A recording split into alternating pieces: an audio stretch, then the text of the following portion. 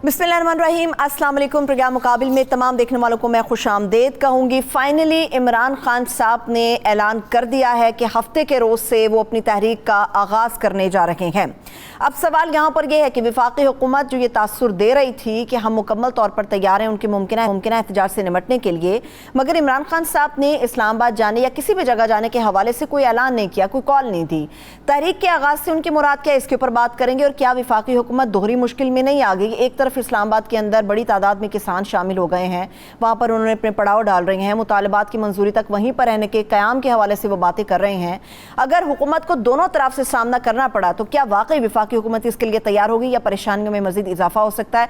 इसके ऊपर मैं तफसील के साथ बात करूंगी। मगर CCP लाहौर के मामले को लेकर ऐसा महसूस होता है कि विफाक और सूबे के दरमियान भी ठन चुकी है। इसका तासुर क्या जाएगा? कानूनी लिहाज से अगर इस पूरे मामले को देखा जाए तो क्या एक नई जंग शुरू होने जा रही है? इसके ऊपर बात करेंगे। और पंजाब हुकूमत के हवाले से जो तासुर दिया जा रहा था कि नो कॉन्फिडेंस इस गवर्नमेंट के अगेंस्ट भी आएगी सूबे के, तो क्या नंबर गेम पूरी है या कहा जा सकता है जो खिचड़ी पकने वाली थी पक चुकी है या अभी तक वो दम पर है? इसके ऊपर बात करूंगी। तौहीन अदालत के मामले पर इमरान खान साहब के हवाले से जो सर्कुलर जारी हुआ इस्लामाबाद हाई कोर्ट से, उसमें यह बयान कर दिया गया कि फर्द जुर्म आयद की जाएगी। कल क्या हो सकता है तौहीन अदालत के इस मामले को लेकर, इसके ऊपर भी बात करेंगे। नैब की कारकर्दगी के हवाले से एहसन इकबाल साहब के मामले को लेकर नारोवाल स्पोर्ट्स सिटी केस में वो तो बाइज्जत तौर पर बरी हो गए, मगर बज़ाहिर ऐसा महसूस हो रहा है कि नैब की परेशानियों में इजाफा हो गया है। इसका क्या रद्द-ए-अमल सामने आएगा, इसके ऊपर बात करेंगे। हमारे साथ इस वक्त मेरे साथ पैनल में जो शामिल है सीनियर सईद काजी साहब हमारे साथ देंगे। सर, आपके वक्त के लिए बेहद शुक्रिया। और सीनियर तजियाकार इरशाद भट्टी साहब भी हमारे साथ मौजूद होंगे। भट्टी साहब, आपके भी वक्त का बेहद शुक्रिया। सईद काजी साहब, आपसे मैं आगाज़ करूंगी। पहला सवाल तो सर ये है कि उन्होंने खान साहब ने कहाँ जाना है कहाँ नहीं जाना, उसके ऊपर भी बात होगी, मगर जिस तहरीक के आगाज़ के हवाले से उन्होंने ऐलान किया है, जहाँ तक हमें याद पड़ता है, ये तहरीक तो जिस दिन उनकी हुकूमत के खिलाफ नो कॉन्फिडेंस आया था उसी दिन से ये तहरीक शुरू हो गई थी। इस तहरीक से अब खान साहब की मुराद क्या है? किस किस्म की ये तहरीक के शुरू करने की बातें कर रहे हैं? अभी उसके खदोखाल तो उन्होंने वाजे नहीं किए, थोड़ी बहुत बात ज़रूर हुई और उनके जो लीडरों ने कहा कि जी हम ज़ाहिर है पंजाब में उनकी हुकूमत है, कश्मीर में भी है और गिलगित बल्तिस्तान में भी है और इसके अलावा KPK में भी है, तो एक न्यू सेंस क्रिएट कर सकते हैं। क्योंकि अब जो प्रोविंशियल जो कि एडमिनिस्ट्रेशन है वो तो ज़ाहिर है इन सूबों में उनके पास नहीं है, हर चंद के उसको वो काबू में करने की कोशिश कर रहे हैं। ये जो आपको टग ऑफ वार नज़र आ रहा है IG पंजाब के मसले पर, लेकिन बहरहाल सूबों में CM साहब मौजूद हैं, 18वीं तरमीम भी हो चुकी है, सूबों में अब और ज़्यादा पावर्स आ गई हैं और उसके अलावा दोनों ही एक दूसरे के लिए प्रॉब्लम क्रिएट कर सकते हैं। मगर पंजाब में तो अब CM चौधरी परवेज़ इलाही बैठे हैं और मेरी इतला ये है कि जो एक तासुर देने की कोशिश हो रही थी कि वो शायद कंप्रोमाइज है, ऐसा कुछ नज़र नहीं आता। चौधरी परवेज़ इलाही साहब भी अब यही लग रहा है और ख़बरें भी यही आ रही हैं कि वो पॉलिटिकली अपना मुस्तकबिल खान साहब के साथ ही देख रहे हैं। तो दोनों तरफ जो है वो एक महादराई की कैफियत है विच इज़ डेंजरस। मगर एक बात जो आपने कही वो बड़ी अहम है, इसे हम इग्नोर करते रहे हैं। ये जो किसानों की मूवमेंट है, अभी कुछ अर्सा पहले 14 महीने किसानों की मूवमेंट इंडिया में चली थी और they brought Modi to their knees, to his knees, कि उसको घुटनों के बल ले आए थे वो, और उन्होंने अभी तक मुतालबात अपने मनवा लिए थे। ये जेन्युइन मूवमेंट्स हैं वो जो मैं ये नहीं कहता बाकी इन जेन्युइन है। खान साहब की मूवमेंट एक नेशनलिस्ट मूवमेंट है, एक नेशनलिस्ट पॉपुलिज्म है और वो एक बहुत ही पॉपुलर इस वक्त लीडर हैं आज की तारीख में। लेकिन ये जो साथ फैक्टर इन हो रहा है, इस पर अगर आपने गौर किया हो तो हमारे वजीर दाखिला का बड़ा ही नरम बयान था कि हमारे प्यारे किसान आए हैं, हम उन्हें खाना भी देंगे, हम उन्हें ये भी देंगे। इसमें गवर्नमेंट की जो अंडरस्टैंडिंग है वो ये है कि ये जो माशी दबाव की वजह से तबकात बड़े अरसे बाद मुतहरक हो रहे हैं, ये अगर खान साहब के साथ जुड़ जाते हैं तो ये वही तबके हैं जो जुल्फकार अली भुट्टो के पीछे थे और ये बड़े मिलिटेंट होते हैं। ये उस वक्त तक लड़ते रहे, जुल्फकार अली भुट्टो के जो थे लोग, जब तक खुद उनकी अपनी पार्टी की लीडरशिप ने उन्हें शिकस्त नहीं दे दी। तो ये एक बड़ी नाजुक सिचुएशन डेवलप कर रही है। खान साहब बेपनाह क्राउड पुल कर रहे हैं और अगर वो चल पड़ते हैं तो एक बड़ी नुइसेंस होगी। दूसरी तरफ मेरे पास खबरें ये हैं कि बराह रास्त लंदन से जो कहा गया है राना सनाउल्लाह साहब को कि वो आखिरी हद तक जाएं, तो अगर ऐसी अनटूवर्ड सिचुएशन क्रिएट हो गई एक माशी बोरान के दरमियान, तो फिर अल्लाह ताला हमें अपने हिफ्ज़-ओ-अमान में रखे। जी सरबत। ठीक है, लेकिन इरशाद भट्टी साहब, जो ये बड़ी खबर सैयद काजी साहब ने दी है, वो आखिरी हद क्या होगी? क्या लोगों को मारा जाएगा, पीटा जाएगा, तशद्दुद होगा, 25 मई की सूरत हाल होगी, या इससे भी भयानक मंजरनामा हमें देखने को मिलेगा? आखिरी हद क्या होगी? बहुत शुक्रिया, बहुत लंबे अरसे के बाद आपके साथ प्रोग्राम किया है, और हम आपको यहाँ मिस करते हैं, और आपको और आपकी बेटा मेरे ख्याल से आपको पैदा हुआ है, अल्लाह ताला आपको मुबारक हो और अल्लाह ताला उसकी लंबी ज़िंदगी करे। बहुत शुक्रिया भट्टी साहब, थैंक यू। तो अब बात यह है कि जो सईद भाई ने बात की कि लंदन से जो लास्ट नवाज शरीफ साहब और शहबाज शरीफ साहब की मीटिंग हुई है, उसमें भी उन्होंने खैर से यही कहा है आखिरी हद तक। आखिरी हद क्या कि, और काफ़ी सुना है उन्होंने, डांट पिलाई है शहबाज शरीफ साहब को कि आपने कर क्या दिया, हमारे पास रह क्या गया, आज हम इलेक्शन में जाएं तो हमारे पास एक सीट हम कहाँ से हम जीतेंगे, किस शहर से जीतेंगे, कहाँ गया हमारा बयानिया, कहाँ गई हमारी गवर्नेंस परफॉर्मेंस। और ये तो ये और उसके अलावा उन्होंने कहा कि कोई पहले इलेक्शंस नहीं है, और दूसरी बात है कोई नरमी नहीं है, आखिरी हद तक हर तरफ से जाएं और पूरी कोशिश करें। और ये वो मीटिंग थी जिसमें से वफाकी वुज़रा, खैर वफाकी वुज़रा क्या, हमारी सियासत में क्या वफाकी वुज़रा की हैसियत होती है? हैसियत औसफ शरीफ की है, हैसियत जरदारी साहब बिलावल की है, और हैसियत इमरान खान साहब की है। बाकी सारे तो बेचारे अपनी अपनी ड्यूटियां कर रहे होते, तो उनको भी नहीं बैठने दिया मीटिंग में। इसहाक डार साहब थे, और नवाज शरीफ साहब थे, और शहबाज शरीफ साहब थे, और सलमान शहबाज थे। और एक तस्वीर बड़ी थी, एक तस्वीर मुझे वो बड़ी अभी भी हॉन्ट कर रही है, सईद काजी साहब ने भी वो देखी होगी, आपने भी देखी होगी, कि एक तस्वीर है जिसमें नवाज शरीफ साहब हैं, जिसमें हसन नवाज़ हैं, जिसमें सलमान शहबाज हैं, जिसमें इसहाक डार हैं, और जिसमें हमारे वज़ीर आज़म शहबाज शरीफ है। मतलब चार वो क्या कहते हैं, मफरूर इश्तिहारी हमारी अदालतों के, और पांचवा हमारा वज़ीर आज़म। ये है वो मंतक, असूल और इखलाकियात जो नीचे से सिरक गई है। ये है हमारी वो तबाही। हमारे यहाँ मुआशी तबाही तो बिलाशुबा बहुत बड़ी, इखलाकी तबाही तो बर्बाद हो गई है। वज़ीर आज़म पाकिस्तान शहबाज शरीफ नवाज शरीफ से 1000 दफ़ा मिले, भाई हैं दोनों, हम इज्जत करते हैं, लेकिन वज़ीर आज़म शहबाज शरीफ जाके मेरे अदालती मफरूरों को, ये छोड़ दीजिए केसेस झूठे हैं सच्चे हैं, वो क्या है, वो एक लंबी कहानी, उसको छोड़ दें। जो इश्तिहारी और मफरूर हैं पाकिस्तान के, उनके पास जाके तो वहाँ पहली मरतबा काबीना लेके पहुँच गए, अब भी ले गए। और ये जो रोज़ कहते हैं कि सिविलियन बालादस्ती होनी चाहिए, पार्लियामेंट की इज्जत होनी चाहिए, आइन का तकद्दुस होना चाहिए, ये है इनका असल हकीकत, ये है इनकी असल गुलामियाँ, और ये हमारा पूरा मुल्क और ये हमारी औकात और हैसियत। इसी वजह से हम बर्बाद हुए पड़े। भट्टी साहब, वो तो सैलाब ज़दगान के लिए इमदाद इकट्ठी कर रहे हैं, ये क्लेम इनको कौन इमदाद देगा? इनको मुझे बताएं, इनको कौन इमदाद देगा? कोई खुदा का खौफ करे। इनके कोई बाहर इनको कोई पैसा देता है? यानी बाहर ओवरसीज पाकिस्तानियों में मुल्क दर मुल्क आप फिरें, इनको 4 आने कोई नहीं देता इनका। यानी और फिर दूसरी बात है, इन्होंने क्या दिया है? अरब खरब पति हैं, बिलावल साहब, जरदारी साहब, और बाकी शहबाज शरीफ साहब, नवाज शरीफ साहब, मरियम साहबा को तो गुमशुदा उनकी जायदाद मिली ना, उनकी तो कोई जायदाद ही नहीं थी, मिल गई। हमजा साहब, हसन हुसैन साहब, कोई इवन फील्ड की सीढ़ियाँ ही बेच देते कि मेरी कौम डूबी हुई। इनको कौन देगा पैसे जिनका अपना सारा कुछ बाहर है? खैर, अच्छा, अब आ जाइए आपके सवाल पे। सैलाबी तबाही, मुआशी तबाही, महंगाई, बेरोजगारी, गुर्बत, पेट्रोल, डीजल, बिजली, गैस, जराइम में बेपनाह इजाफा। मेरी अपनी गाड़ी आपको मैं खुशखबरी सुनाऊं, मेरे घर के आगे से इस्लामाबाद में चोरी हो गई है। ठीक है, कता कलामी की माफी भट्टी साहब, सईद काजी साहब की तरफ जाऊंगी। सईद काजी साहब, भट्टी साहब जो बात कर रहे हैं इस्लामाबाद की, इन्होंने बात की पूरा इस्लामाबाद। अच्छा नहीं, सरवत एक दो जुमले, सिर्फ एक दो जुमले मैं बोलना चाहूंगा, मैं माजरत चाहता हूँ।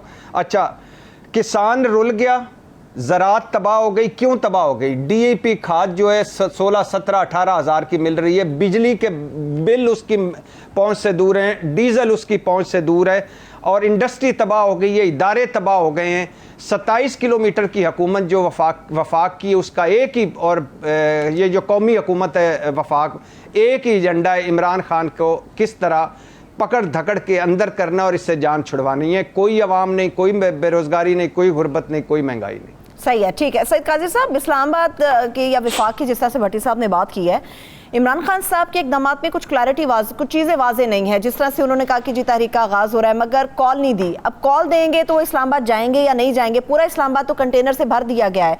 इस्लामाबाद के अंदर वो चढ़ाई करेंगे या नहीं करेंगे, या खुद ही से किस तरह से एज्यूम कर लिया अगर इस्लामाबाद को एक बिल्कुल जेल की शक्ल दे दी गई है?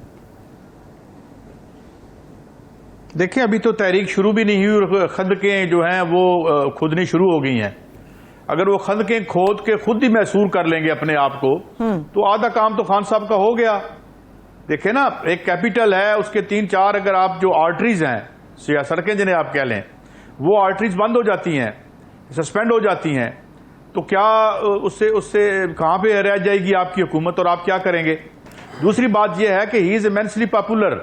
देर इज एवरी लाइकलीहुड कि उसके साथ बेशुमार बंदा पंजाब से निकल आएगा, उधर से निकल आएगा, और पर्टिकुलरली जब वो डंडा नहीं होगा जो 25 मई को चला था, तो वो निकल आते हैं। और एक दफा वो निकल आते हैं तो फिर आप क्या करेंगे? कितनी लाशें गिराएंगे? जो आखिरी हद का क्या मतलब है? मेरी खबर की तस्दीक की भट्टी साहब ने भी, और मुझे भी। तो आप क्या कर लेंगे? तो ये they are playing with fire. लेकिन मैं एक बात दोबारा कहूं कि पाकिस्तान में एक जो नीचे वर्किंग क्लास की मूवमेंट है, उसने सर उठाना शुरू कर दिया है। स्पोरेडिक जो है, ये बिजली के बिलों की लोगों, ये इन्होंने डिस्कोज ने और कंपनीज ने, बिजली की कंपनियों ने ऑलरेडी जो है वो सिक्योरिटी मांगी हुई है। मतलब आप क्या, ये कौन लोग हैं? मुझे समझ नहीं आती कि इनको अंदाजा इस महीने के 3 तारीख को आलमी मालियाती इदारे ने वार्निंग जारी की है कि आपके यहां मूवमेंट बनने वाली है, जो कि फिलहाल खान साहब अगर उसकी लीडरशिप ले लेते हैं तो और लीथल हो जाएंगे, क्योंकि वर्किंग क्लास बड़ी जो है उसकी मूवमेंट्स मिडिल क्लास से डिफरेंट होती हैं। वो बड़ी लीथल होती है, वो बड़ी मिलिटेंट, बड़ी हार्ड। अगर जिन्होंने 68-69 की मूवमेंट देखी है, और जो लोग मार्शल लॉ से लड़े थे, वो एक हुर्रियत की अजीब बड़ी दास्तान थी। तो इसलिए this is a perfect recipe for disaster. जो कुछ हो रहा है, जो हुकूमत में बैठे हैं, उन्होंने जो एक अजीम जमहूरी मकसद है वो तो हो गया कि आपके रेफरेंस वापस हो गए। आज खैर से जो है वो हमारे जो हैं एहसन इकबाल साहब, उनकी भी बर्रियत हो गई, और जो इस वक्त नैब के चेयरमैन आए हैं वो भी किसी से ढके छुपे नहीं है, बड़े शरीफ आदमी है, बड़े आला इंसान है, बड़ा अच्छा माजी रखते हैं अपना।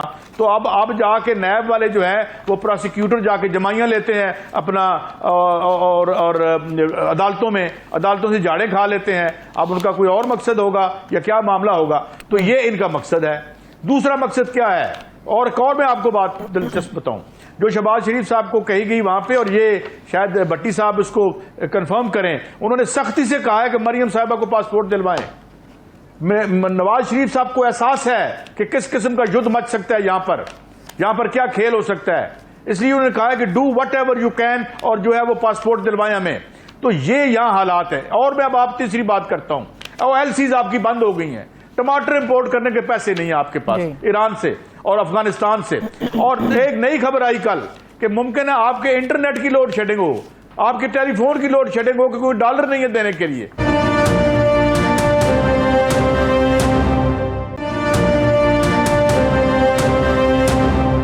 इरशाद भट्टी साहब, ये तो इमरान खान साहब भी हर बार कहते हैं जलसों में, वर्कर्स कन्वेंशन में, लॉयर्स कन्वेंशन हुआ उसके अंदर भी, कॉर्नर मीटिंग्स के अंदर भी ये बात कहते हैं कि मुआशी इस्तेहकाम तब आएगा जब सियासी इस्तेहकाम होगा। आपको याद होगा कि मौजूदा गवर्नमेंट जिस तरह से आई थी, उन्होंने कहा था कि मिल बैठते हैं, बैठ कर बात करते हैं। इमरान खान साहब भी ये बात करते कि सियासी इस्तेहकाम ज़रूरी है मईशत की बहाली के लिए। तो जब एक तरफ ये एहतजाज की कॉल दे रहे हैं, राना सनाउल्लाह साहब कह रहे हैं आप इस्लामाबाद आए, हम भी धुनी देने के लिए तैयार बैठे हैं, तो ऐसे में तसादुम हो सकता है, मामला ठीक नहीं हो सकते। आम आदमी की बात तो कोई नहीं सुन रहा, माशरे तो तबाह होती रहेगी फिर। जी बिल्कुल ठीक कह रही हैं। पहली बात, सईद काजी साहब की बात ठीक है, मैंने भी यही सुना है कि नवाज शरीफ साहब ने कहा है कि मरियम नवाज साहबा को पासपोर्ट दें और वो यहाँ आएँ। दूसरी बात ये है कि खैर से इस वक्त आप ज़रा अगर पूरा ब्रॉडर पिक्चर में तस्वीर देखें तो, और जो PDM है इस वक्त, PDM ने क्या किया, PDM ने आकर उनके जो अहदाफ हैं उनमें इमरान खान साहब को हटाया, उसके बाद नैब ख़त्म किया, बेशर्मी और ढिठाई के साथ नैब ख़त्म किया, 150 के करीब करप्शन रेफरेंसेस वापस चले गए हैं, और फुल स्टॉप कामा, मुजरमों मुलजमों ने अपने वकीलों के साथ मिलकर फुल स्टॉप कामा ऐसा चेंज किया अपने केसों को सामने रख कर के नैब मुक गया है। और ये NRO 1 है, 2 छोटा था, ये NRO 1 है जो खुद को ही खुद दिया। अच्छा, तीसरा EVM इलेक्ट्रॉनिक मशीन से जान छुड़ाई। अब है किसी ना किसी तरह पंजाब हुकूमत लेना। पंजाब हुकूमत लेंगे तो नवाज शरीफ साहब की वापसी होगी, पंजाब हुकूमत लेंगे तो वो उनके केसेस को ख़त्म करेंगे, बारगेन करेंगे और नायली पर बात होगी। उसके बाद है क्या कहते हैं, इमरान खान साहब को नाहल करवाना। उसके बाद है इमरान खान साहब को जेल भिजवाना और ये जान छुड़वाना, और उसके बाद जाके कहीं इलेक्शन पे जाना। तो इमरान खान साहब की नज़र में नवंबर की तकर्री, इमरान खान साहब कहते हैं माई वे और हाई वे, मतलब मुझे वज़ीर आज़म कबूल नहीं, मतलब मुझे पार्लियामेंट कबूल नहीं। मीडिया से भी उनको शिकायतें हैं और बाकी भी इदारों से भी, FIA और पता नहीं क्या क्या, और PDM भी कह रही हैं कि हम नवंबर की तकर्री हम करेंगे। उसके बाद उनका जो मैंने आपको लिस्ट बताई है वो है। अब मुझे बताएं इसमें अवाम कहाँ है, गुर्बत कहाँ है, बेरोज़गारी कहाँ है, महंगाई कहाँ है, इसमें कहाँ है, सैलाब कहाँ है। नवाज शरीफ शहबाज शरीफ साहब की जो मीटिंग हुई है सारे ख़ानदान मिलकर, उसमें सब कुछ बात हुई है, लेकिन कोई बात नहीं हुई। मुझे बाहर नहीं आई बात कि उन्होंने सैलाब पर वो उनके आप दीदा हो गए हों, या उन्होंने कहा होगा कि शहबाज तुम यहाँ मुझे मिलने आ गए हो, तुम तो खादमे आला से खादमे आजम बन गए हो। नहीं, ऐसी कोई बात नहीं हुई। वो जो उनका फोकस था मरियम को भिजवाओ, बाकी मेरी मरियमें जेलों में सड़ें, सलाबों में रुलें, डूब जाएं, वो उनको कोई नहीं। अपनी मरियम चाहिए, अल्लाह मरियम साहबा को लंबी जिंदगी दे और वो लंदन जाएं।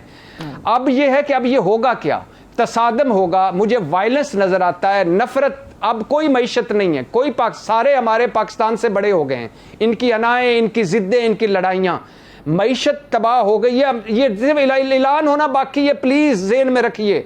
20 अरब डॉलर के करीब, सईद काजी साहब इसको सेकंड करेंगे अगर कोई नीचे ऊपर हो जाए, 20 अरब डॉलर के करीब हमने कर्जा देना है, वापस करना है। 30-40 अरब डॉलर कर्जा वो जो सैलाब तबाही कर गया है, कोई पैसे नहीं है, डॉलर मार्केट में मिल नहीं रहे।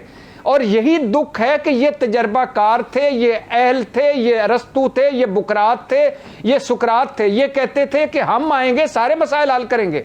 आज हमें इमरान खान की हुकूमत मसीहा लगती है इनके सामने। इन्होंने बर्बादी फेर दी है। आप देखें डॉलर कहाँ चला गया, महंगाई कहाँ चली गई, और पेट्रोल, बिजली, डीजल कहाँ चला गया। इमरान खान इन्हीं वसाइल में सस्ता पेट्रोल दे रहा था, सस्ती बिजली दे रहा था, अपना घर मनसूबा शुरू किया हुआ था, एहसास प्रोग्राम शुरू किया हुआ था, कोरोना हैंडलिंग हुई, हेल्थ कार्ड हुआ, सब्सिडीज भी दे रहा था, डैम्स भी बन रहे थे, 7 जोन भी लगे हुए थे, लंगर खाने पनाह गायें भी चल रही थी, कर्जे भी उतारे जा रहे थे, लिए जा रहे थे, टैक्स कलेक्शन हो रही थी, और किसानों के साथ यानी किसान का ज़रात का पैकेज भी दिया था। ये अरस्तु, ये बुकरात, ये सुकरात आए हैं, लेकिन चूंकि विजन नहीं था, रोड मैप नहीं था, फोकस नहीं था। जिन चीज़ों पे फोकस था वो कर लिया। EVM मशीन ख़त्म कर दी, नैब ख़त्म कर दिया। अब अगला एजेंडा इमरान खान को ख़त्म करना, नवाज शरीफ का को रिवाइव करना। तो मुझे ये जो सईद भाई कह रहे हैं ना, खंदकें खोदी गई हैं, ये खंदकें घर घर खुदी हुई हैं, घर घर तकसीम है। इसलिए बहुत मुझे खतरा लग रहा है। अल्लाह मेरे पाकिस्तान पर रहम करे और मेरे लोगों पर रहम करे। हम तो लुटे गए हैं चारों तरफ से। सही है, ठीक है सईद काजी साहब, जिस तरह से भट्टी साहब ने कहा कि अब इनका अगला एजेंडा ये है कि सब कुछ तबाह करने के बाद इमरान खान साहब को ख़त्म किया जाए। आपको याद होगा जब ये मौजूदा गवर्नमेंट आने वाली थी, आने के दिनों के करीब थी, तो मौलाना फजलुर रहमान समेत इन दीगर सियासतदानों ने ये बात की थी, हमारा पहला पॉइंट ये है कि खान साहब को ख़त्म किया जाए, मुल्की मसाइल तो हम बाद में देखेंगे कि हुकूमत में करना क्या है। तो क्या वाकई ऐसा हो रहा है, या आपको अभी भी लगता है कि खान साहब का खौफ वहीं का वहीं मौजूद है, कुछ नहीं हो सका? देखें, कॉमन सेंस जो है, लोग कहते हैं बड़ी अनकॉमन होती है। ये इमरान खान इस वक्त क्या कर रहा है? इस वक्त जो मुल्क टोटल एनार्की में नहीं जा रहा, उसने जो झूठी सच्ची उम्मीद और आस जिंदा रखी हुई है, लोगों को अपने इर्द गिर्द उसने खड़ा कर रखा है। इन्हें अंदाजा नहीं है कि खान की एब्सेंस जो है वो क्या कर सकती है। अभी इस वक्त मैं करो आपको बात बताऊं, ये जो प्योरली माशी एजेंडे पे मूवमेंट नहीं बन रही, नेशनलिस्ट एजेंडा है। अभी इमरान खान ने एक्सप्लेन नहीं किया आजादी क्या होती है। ये उनसे हमें पूछना चाहिए आजादी क्या होती है। आजादी जो है वो बीमार हो तो इलाज की आजादी चाहिए, रोजगार की आजादी चाहिए, आजादी माशी होती है, बच्चे को पढ़ाने की फीस हो तो फिर आजादी होती है, और आपके सर पर छत रखने की आजादी होती है। ये वो, और जितने लोग इमरान खान साहब के नीचे हैं, भले वो इसको एक बड़ी जो है वो और तलवार टूट गई टाइप, वो जो नेशनलिज्म है हमारा और जो वो जो उस पर्सपेक्टिव में नजर आ रहा हो, मगर उसकी तह में माशी महरूमियां हैं, वो बिट्रेयल्स हैं जो सक्सेसिव गवर्नमेंट्स ने की हैं, भले वो मार्शल लॉ की थी, भले वो सो कॉल्ड जमहूरी हुकूमतें थी। तो सवाल यहां पे बेसिकली जो उठ गया है वो मईशत का है। और जो लोग सवाल पूछ रहे हैं और जो इमरान खान के पीछे हैं, वो क्यों इमरान खान के पीछे हैं? 65% यूथ है, किसी को पता ही नहीं है नौकरी क्या है। और खुद इमरान खान साहब के वजीर कहते थे नौकरी देना हमारा काम नहीं, हर चंद के हमने उनको नौकरी वजीर की दे रखी थी, उनकी तनख्वाह, उनका पेट्रोल, उनकी बिजली का बिल खैर से हम देते थे, मगर नौकरी देना। तो you will have to revisit जो आपके इकोनॉमिक स्ट्रक्चर्स हैं। आज एक बहुत बड़ा तब्दीली का अहद आ गया, और ये यहां नहीं है, जैसे मैंने कहा पूरी दुनिया में है, तो उसको कोई रीथिंक कर रहा है, ये रीथिंक करेंगे। ये जिनकी अभी बात की भट्टी साहब ने कि जो इश्तिहारियों से और कॉन्विक्स से जाके पूछ रहा है कि हमारे मुल्क की तैनाती कैसे होनी है, इससे तो मेरे मुल्क के अवाम का मोराल कितना बढ़ जाएगा जब उन्हें पता चलेगा कि वो किसी एक कॉन्विक्ट के कहने पे काम और तैनातियां फरमा रहे हैं। और कोई क्या अकल घास चरने चली गई है तुम्हारी? हो क्या गया तुम्हें? जगह इस वक्त खान साहब जहां खड़े हैं, everything is immaterial, it is irrelevant who becomes the. जितनी पॉपुलैरिटी वो ले गया है, और अगले इलेक्शन में जो कोई जुल्लू भी नहीं फिर सकता। मुझे उससे अगले इलेक्शन का नहीं पता वो कैसे डिलीवर करेगा या नहीं करेगा, लेकिन अगला इलेक्शन आज हो या कल हो, बिल्कुल होंजा फेर के जाएगा। और जितने भी इदारे हैं जो भी हैं, उससे कोई खान साहब को फर्क नहीं पड़ेगा। इसलिए वो बिल्कुल ये बात ना करें, वो ये करें जिसको मर्जी ये लगाएं, सारे एक जैसे हैं, एक लेवल के हैं, इस मुल्क से, रियासत से, इदारे से बिल्कुल लायल हैं। आगे निकलो, कहानियां और हो गई हैं यहां पे, बहुत सी और चीजें।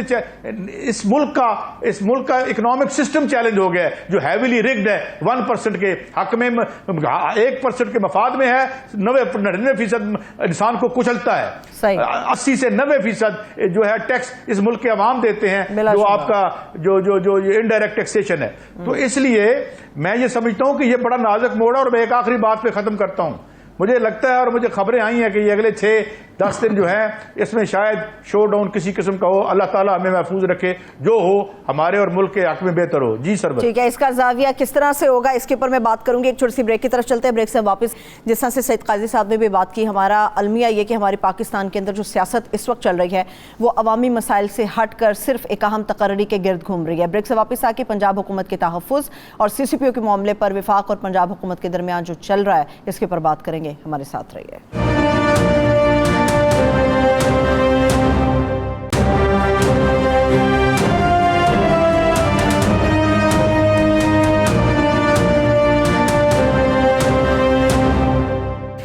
ब्रेक के बाद एक बार फिर से प्रोग्राम में हम आपको खुश आमदेद कहेंगे। पंजाब हुकूमत के हवाले से हम बात करने जा रहे हैं। सईद काजी साहब, आपकी तरफ आऊँगी क्योंकि ये पॉइंट आपने रेस किया था।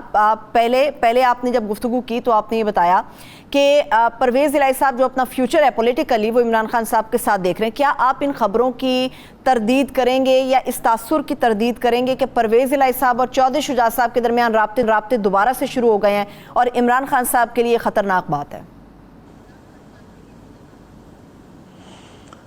देखिए, मुझे तो मैं नहीं, ये मेरे पास ये इस तरह की खबर नहीं है। राब्ते यकीनन हैं और होंगे, उनके एक ही घर में, एक ही विसिनिटी में वो रहते हैं और एक ख़ानदान का उनका ताल्लुक भी है। मगर मैं इस वक्त जो सूरत हाल है वो ये है कि देखें, उस एक बड़ा तिलस्म था कि जी बड़ा वोट बैंक है, ये है वो है, ख़त्म फारग कर दिया। एक बड़ी क्वालिटेटिव चेंज आई है, एक ऐसी क्वालिटेटिव चेंज आई है जिसमें मेरा ये ख्याल है कि ये फैसला ठीक किया चौधरी परवेज़ इलाही साहब ने कि जनाब उनका अगर फ्यूचर देखें, लोग आते जाते रहते हैं इदारों में, एक आदमी होता है कभी कल, आज हम टीवी पे बैठे हैं, कल कोई और बैठा होगा। तो इसलिए सबात एक तगैर को है ज़माने में। तो लेकिन इस वक्त जो सियासत है, सियासत में जो लोग खान साहब से को बिट्रे करके गए थे वो किधर गए हैं, वो कहाँ है इस वक्त? एक दिन से 2 दिन पहले बात हो रही थी कि जी आपको मुस्लिम लीग नून का टिकट देंगे, उन्होंने वफादारी तब्दील कर दी। अब नून लीग के बारे में लोग मुझे ये कह रहे हैं कि अगर अगला इलेक्शन जल्दी होता है तो बहुत से स्टाल वार्ड मुमकिन है छुट्टी पे चले जाएं, अगला इलेक्शन ना लड़ें, अगर वो कहीं बाहर चले जाएंगे। ये फिलहाल सिचुएशन जमीन पर बन चुकी है। दूसरी बात आपका जवाब कि आपने माशाल्लाह से गवर्नमेंट तब्दील की, क्या पाया, क्या लिया? इवन नवाज शरीफ को कहना पड़ा, जिस तरह भट्टी साहब कह रहे थे कि एक सीट कोई नहीं है तुम्हारी। अगर आप पंजाब में वारदात करके ऊपर से वफादारियां दाएं बाएं करके या अपने गवर्नर को इस्तेमाल करके इस हुकूमत को हटाते हैं एक ऐसी सूरत हाल में कि आप, मैं नहीं कहता, ये नजम सेठी साहब ने फरमाया है और मैंने क्लिप सुना है और मैं लफ्ज उनके दोहरा रहा हूं, मेरे नहीं है, कि उन्होंने शरीफ डायनेस्टी के बारे में जो लफ्ज इस्तेमाल किए, दी मोस्ट हेटेड का लफ्ज इस्तेमाल किए, मैंने नहीं किया। और इस हालत में पंजाब में एक बार फिर आप लोगों के जज्बात की इंसल्ट करते हैं, उनकी इंटेलिजेंस की इंसल्ट करते हैं, ऊपर से मुकमका और वारदात करके जो है इनकी गवर्नमेंट को चलता कर देते हैं, तो आपके पल्ले क्या रह जाएगा? तो ये फिर कभी इलेक्शन नहीं कराएंगे, ये तो किसी आमरीत की दुआ मांगेंगे, क्योंकि आमरीत में ही इनका जन्म हुआ था। अब इनका बचाव भी आमरीत में ही हो सकता है। जमहूरियत से इस तरफ आगे हैं। इस जमहूरियत, अव्वल तो जमहूरियत थी, यहां पर कौन सी जमहूरियत थी? ये खुद कहते हैं, इवन खाकान अब्बासी साहब इज ऑन रिकॉर्ड सेइंग कि एक प्रोग्राम में कि जी हमने भी जो इलेक्शन जीते वो भी रिग्ड थे। तो और इस बात पे यानी हमारे सियासतदान भाइयों का 2 बातों पर कंसेंसस है। एक तो एक दूसरे को इंतहाई बदनवान समझते हैं और दूसरा हर इलेक्शन को 2 नंबर कहते हैं। खुद हुकूमत में आ जाए तो ठीक होते हैं, वरना इलेक्शन कमीशन सिलेक्शन कमीशन बन जाता है। तो ये सूरत हाल है। ये अगर इस तरह से करेंगे और ऊपर से कंट्रोल करने की कोशिश करेंगे, नीचे से रग और तेजी से खींचेगी। अकल और होश कर लेना चाहिए अगर अल्लाह ताला की मदद से थोड़ा मुयसर आ जाए तो। जी सरवत, ठीक है। इरशाद भट्टी साहब, जिस तरफ इशारे सैयद काजी साहब कर रहे हैं, इसी सवाल को लेकर आपका भी पॉइंट ऑफ व्यू चाहिए होगा कि आप भी समझते हैं कि परवेज इलाही साहब या पंजाब हुकूमत और खान साहब के दरमियान लाइनें कटने के करीब हैं? नहीं, मैं तो ऐसा नहीं समझता। अभी बज़ाहिर तो ऐसा कोई लग नहीं रहा, और जितना इस वक्त इस घड़ी तक जितना मैंने देखा है कि मुझे नहीं लगता कि परवेज़ इलाही साहब इमरान खान साहब को छोड़कर किसी दूसरी तरफ चले जाएं। अच्छा, एक बात है, एक वाज़े इख्तलाफ है, और वो वाज़े इख्तलाफ है इमरान खान साहब ने जो लाइन ली हुई है। परवेज़ इलाही साहब ने कई मरतबा, और मोनस इलाही ने उनको कहा भी है कि आप इस्टेब्लिशमेंट इदारों पर इस तरह तनकीद ना करें, इस तरह नाम ना लें, इस तरह आप आगे ना बढ़ें। बकौल ये जो ज़राए हैं परवेज़ इलाही साहब के, कि वो बात मान भी गए, लेकिन खान साहब हैं वो फिर अगले ही दिन उन्होंने दोबारा से शुरू कर दिया। और ये भी कोर कमेटी में, जब पाकिस्तान तहरीक इंसाफ की कोर कमेटी में भी ये बात हुई कि परवेज़ इलाही साहब जो एक है कि तहरीक इंसाफ के लोग भी परवेज़ इलाही साहब की तरफ देख रहे हैं और वगैरह वगैरह। और फिर साईं उस्मान बुज़दार साहब और जो पाकिस्तान तहरीक इंसाफ के पहले लोग हैं, वो चुगली प्रोग्राम भी उन्होंने जारी रखा हुआ है परवेज़ इलाही के ख़िलाफ़। और अगर इमरान खान साहब के बस में होता तो वो 1 सेकंड के लिए भी परवेज़ इलाही साहब को वज़ीर आला ना बनाते, लेकिन उनके बस में नहीं था। आप कह रहे हैं कि वरना तो उनका मेरिट तो इमरान खान साहब। भट्टी साहब ये कह रहे हैं इमरान खान साहब बेबस हैं? जी, पंजाब में वज़ीर आला बनाने या वज़ीर आला तब्दील करने में डेफिनेटली बेबस हैं। वो कैसे कर सकते हैं? काफ लीग इस वक्त, अगर काफ लीग के लोग अगर मुस्लिम लीग नून की तरफ चले जाएं तो उनका वज़ीर आला है, और अगर इधर तहरीक इंसाफ में रहें तो इनका वज़ीर आला है। इमरान खान साहब तो इस वक्त इस पोजीशन में नहीं है ना कि वो वज़ीर आला इस हाउस से बनवा सके अपनी मर्जी का।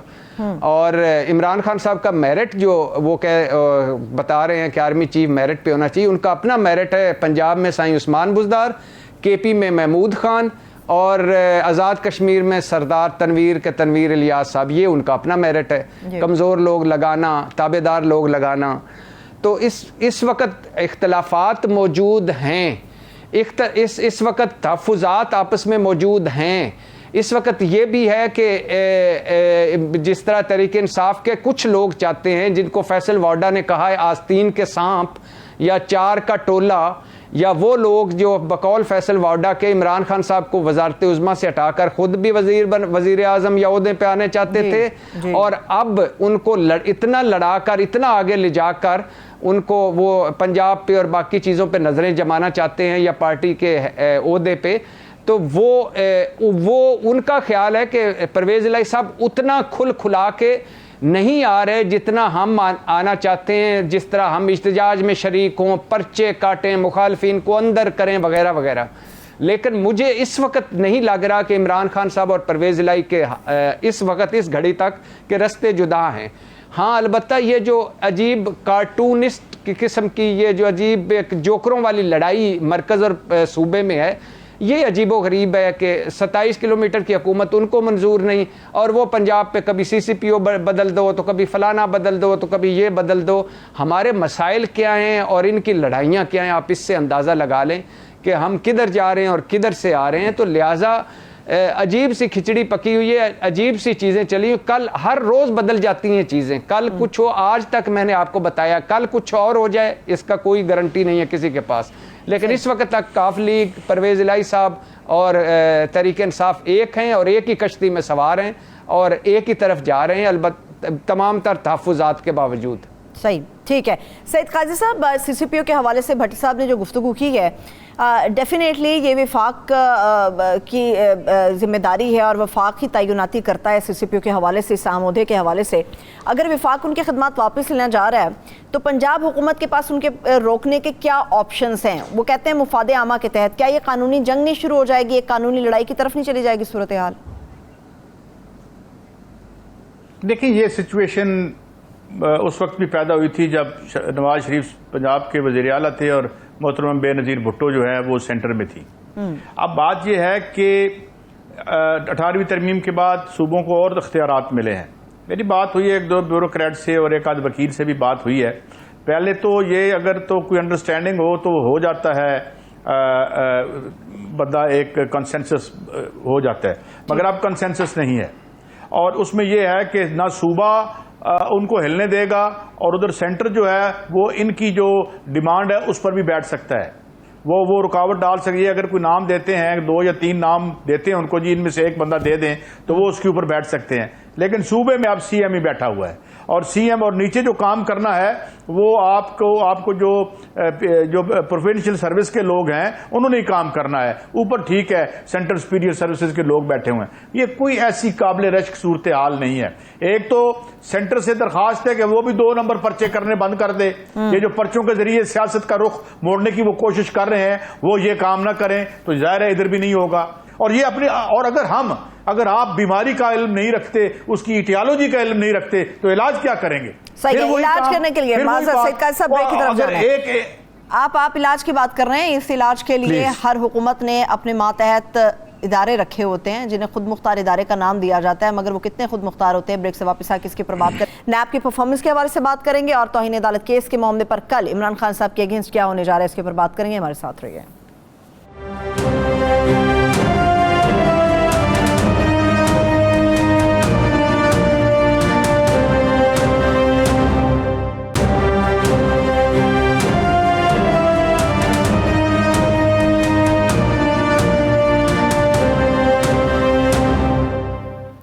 ब्रेक के बाद एक बार फिर से प्रोग्राम में हम आपको खुशामदीद कहेंगे। नैब की परफॉर्मेंस के हवाले से बात करेंगे। जिस तरह से काजी साहब ने एक हवाला दिया इदारों के हवाले से, उसकी बात को लेकर मैं इरशाद भट्टी साहब की तरफ जाऊंगी। भट्टी साहब, chief justice Islamabad high court ने जो रिमार्क्स ये एहसन इकबाल साहब एक तो बाइज़्ज़त तौर पे बरी हो गए, नैब के हवाले से जो उन्होंने रिमार्क्स दिए, आपको नहीं लगता कि ऐसा तासुर गया कि नैब को चार्जशीट किया गया है कि वो किस किस्म की परफॉर्मेंस अपनी शो करते रहे हैं और किस तरह से उन्होंने काम किया? देखिए, बदकिस्मती से एक तो ये एहसन इकबाल साहब का जो केस था मुझे वो मशकूक और जाली लगता था। इसी तरह राना सनाउल्लाह साहब पे जो 15 किलो हीरोइन का मुझे वो मशकूक और जाली लगता है, बल्कि है ही झूठा केस है। इसके अलावा मिफ्ता इस्माइल साहब को घसीट के वो लाना, वो भी उन पर भी केस जाली था। इसी तरह और भी कई ऐसे केस हैं जो जाली केस हैं, बनाए गए सियासी इंतकाम पे। और फिर वो आपको बशीर मेमन साहब DGFIA का भी आपके सामने है कि वज़ीर आज़म जब इमरान खान साहब थे वो क्या कहते थे कि किस पर आर्टिकल 6 लगा दो, किस पर केस बना दो, किस को उठवा लो और किसके साथ क्या क्या करो। अनफॉर्चुनेटली बदकिस्मती से है। और नैब के जो साबिक चेयरमैन साहब थे या साबिक नैब था जो, उसने BRT पर आंखें बंद रखी, उसने मालम जब्बा पे आंखें बंद रखी, हेलीकॉप्टर केस पे आंखें बंद रखी, आटा गंदम पर आंखें बंद रखी, पंजाब की मुबैना तौर पर करप्शन पर आंखें बंद रखी, उस्मान बुज़दार के केसों पर आंखें बंद रखी, पाक पतन के मानिका और अभी जो एहसन जमील गुज्जर और फरा साहबा हैं, DG एंटी करप्शन पंजाब को तब्दील किया गया, तफ्तीशी बदले गए और उनको भी क्लीन चिट मिली। और वो जो यानी जो इमरान खान साहब ने वादा किया था कि हम बिला इम्तियाज़ एहतसाब करेंगे, वो ना हो सका। और उसके बाद लेकिन और सुप्रीम कोर्ट में साद रफ़ीक का केस हो या किसी का भी केस हो, सुप्रीम कोर्ट की ने जो नैब के हवाले से बातें की वो भी आपके सामने हैं, सिंध हाई कोर्ट ने जो की वो भी सामने हैं, लाहौर हाई कोर्ट ने की वो भी सामने हैं और इस्लामाबाद हाई कोर्ट ने जो की वो भी सामने है। नैब की कमियां कोताहियां भी आपके सामने हैं और हमारी तारीख भी आपके सामने है, जिसमें है कि मुखालफिन को अंदर करो और मुखालफिन को कुट चढ़ाओ और मुखालफिन पे झूठे मुकदमे करो। तो और ये बड़े अरसे से आप पिछले दौर में चले जाएं, सईद काजी साहब साहिब हिस्ट्री आदमी है, तारीख पे उनकी नज़र है। किसी पर भैंस चोरी का मुकदमा, किसी पर सरकारी पाना चोरी जो पाना होता है वो एक वो गाड़ी का वो चोरी करने का मुकदमा और वगैरह वगैरह। लेकिन अब ये हुआ ये कि इसका ये मतलब नहीं है कि नैब को ख़त्म कर दो, इसका ये मतलब नहीं है कि अब मान लिया कि अदालतों ने नैब को चार्जशीट की, मान लिया 90% तहरीक इंसाफ भी नहीं चाहती कि नैब हो, क्योंकि उनमें भी पेंडोरा लीक्स हैं, नैब ज़दा हैं। हमारी बाकी सारे पार्टियां मुत्तफिक हैं कि नैब ख़त्म कर दो, ताजर चाहते हैं नैब ख़त्म कर दो, ब्यूरोक्रेट्स चाहते हैं नैब ख़त्म कर दो, सारों का इत्तेहाद है नैब ख़त्म कर दो। और मैं ये सईद काजी साहब को सेकंड करता हूं कि नैब के जो चेयरमैन हैं वो उनकी अच्छी शोहरत है और अच्छे इंसान हैं, लेकिन इस वक्त इन कवानीन के साथ चेयरमैन इमरान खान को लगा दिया जाए तो सारे के सारे बरी हो जाएंगे।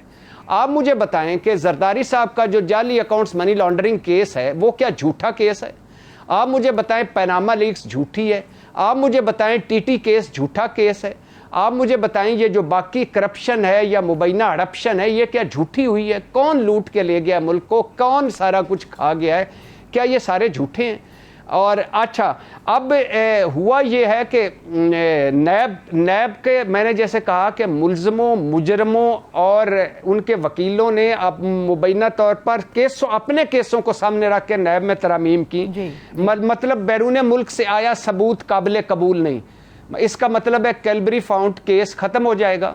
मतलब मुल्ज़म को मनी ट्रेल देने की जिम्मेदारी खत्म होगी, यानी मुल्ज़म पाबंद नहीं है मनी ट्रेल देने का, इसका मतलब है नवाज शरीफ के खिलाफ केस खत्म हो गया।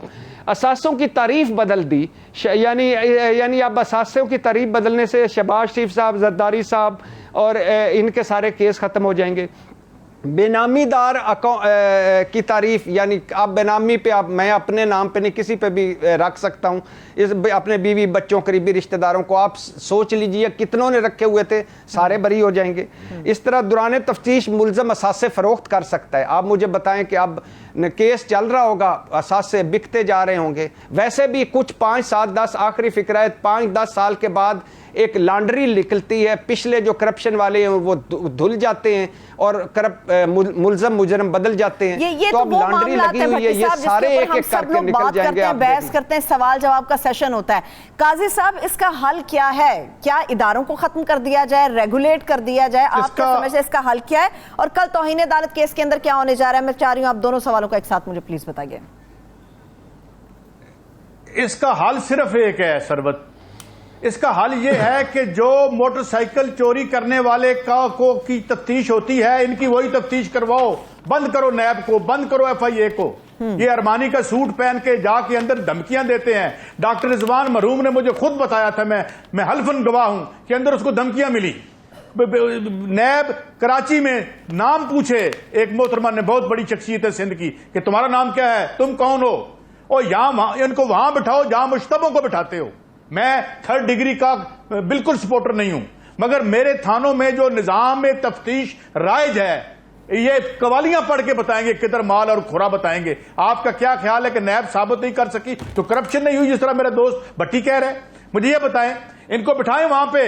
वो मेरा एक दोस्त, मेरा अजीज बताता है, हमारे चकवाल में हमारे थाना गुलाम मोहम्मद SHO गामा साहब होते थे, 11 बजे तफ्तीश शुरू होती थी, 11:10 पे माले मसरूका बाहर होता था। इनके साथ भी वही करो जो हमारे साथ करते हो। ये आपने ये जो तबकाती निजाम तफ्तीश रखा हुआ आपने, और अंदर से यहां स्टोरियां हुई, अंदर से मेन्यू आता था, मियां साहब अंदर थे कि आज जनाब फलानी फिरनी खानी है, आज फलानी चीज खानी है, और अंदर इन्होंने एक मुझे बहुत बड़ी शख्सियत ने बताया कि एक शख्सियत जिसका मैं नाम नहीं लेता, उन्होंने स्लैब कर दिया नैब के अंदर एक तफ्तीशी अफसर को, और ये तो हालत है, कौन पकड़ सकता है? इनको कौन हाथ डाल सकता है? आगे का आवा बिगड़ा हुआ है। इंशाल्लाह ताला फिर जहमत देंगे। बेहद शुक्रिया मेरे दोनों मेहमानों का, सैयद काजी साहब का भी, इरशाद भट्टी साहब का, आपके कीमती वक्त के लिए शुक्रिया। मैं देखने वालों का शुक्रिया। मुझे इजाज़त दीजिए, अपना बहुत सा ख्याल रखिए। खुदा हाफिज़।